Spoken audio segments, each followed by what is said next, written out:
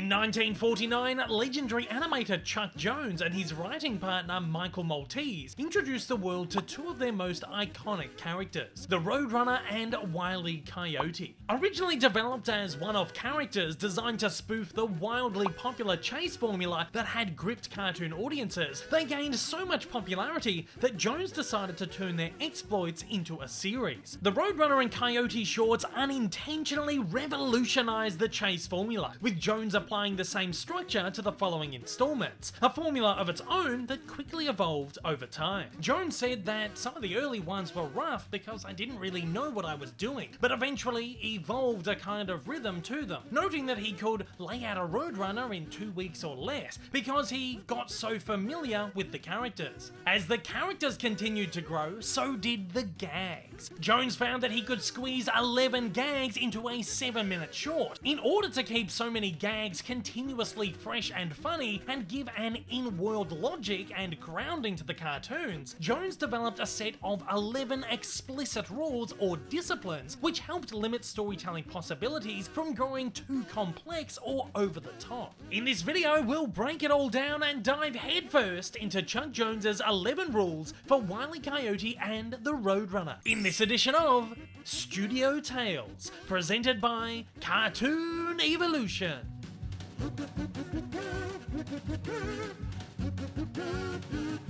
Jones's rules were as follows. 1. The Roadrunner cannot harm the Coyote except by going meep meep. And 2.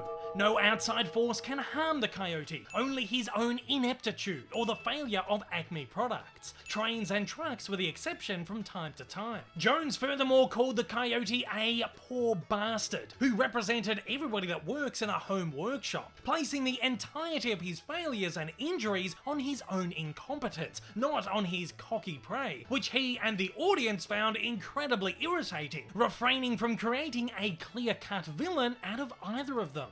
3. The Coyote could stop any time if he were not a fanatic.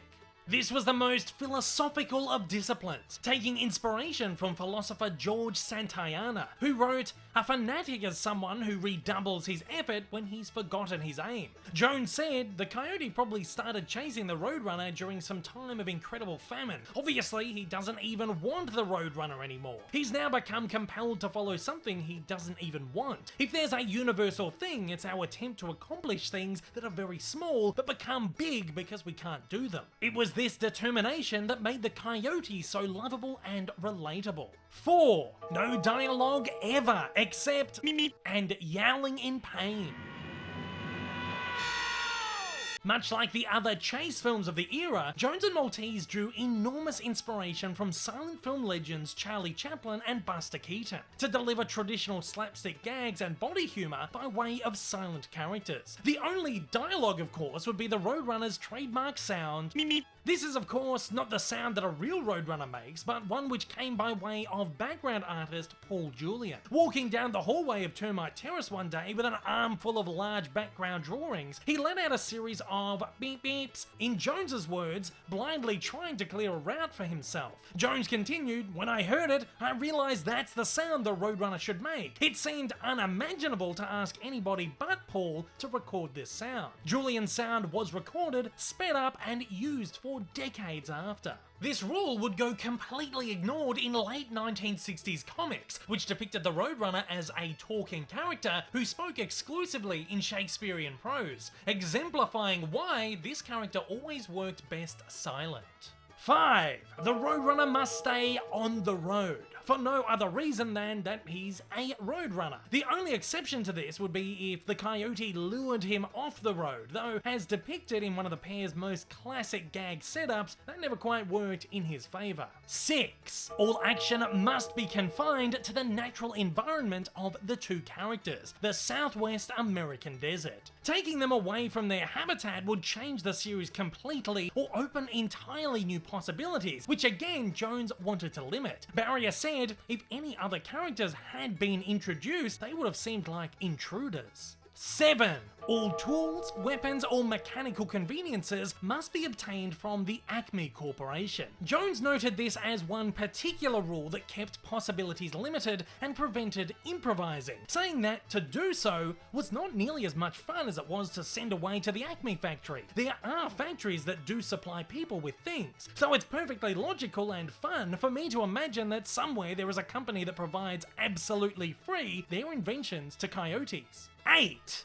Whenever possible, make gravity the coyote's greatest enemy. Both gravity and speed were noted by Jones as the two major forces at work in the cartoons. Plenty of humour could be drawn by allowing the audience to suspend their disbelief in both. This made way for some of the series' most memorable and often copied gags. 9. The coyote is always more humiliated than harmed by his failures. And 10. The audience's sympathy must remain with the coyote. And 11. The coyote is not allowed to catch or eat the roadrunner. The audience was made to feel legitimate sympathy for the coyote in his ineptitude and unsuccessful plight to catch dinner time and time again. Jones said he was never hurt or in pain, he was insulted, as most of us are when we suffer misfortune. Barrier further said that in the cartoons, the grisliest fate is not to be maimed or killed, but to be embarrassed.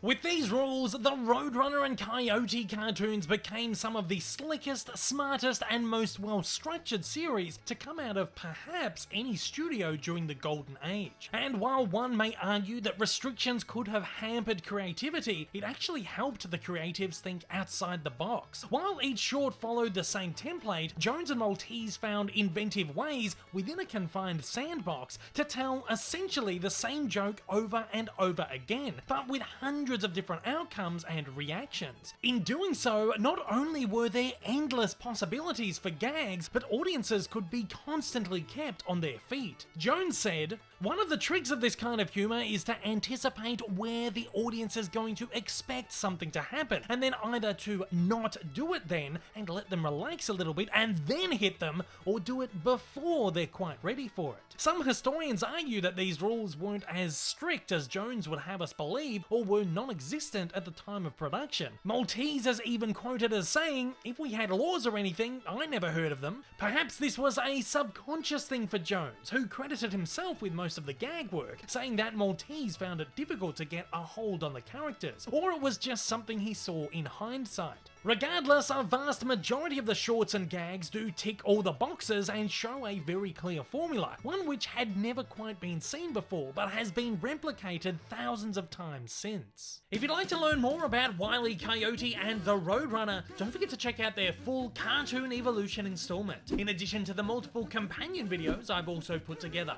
These are all linked after the jump.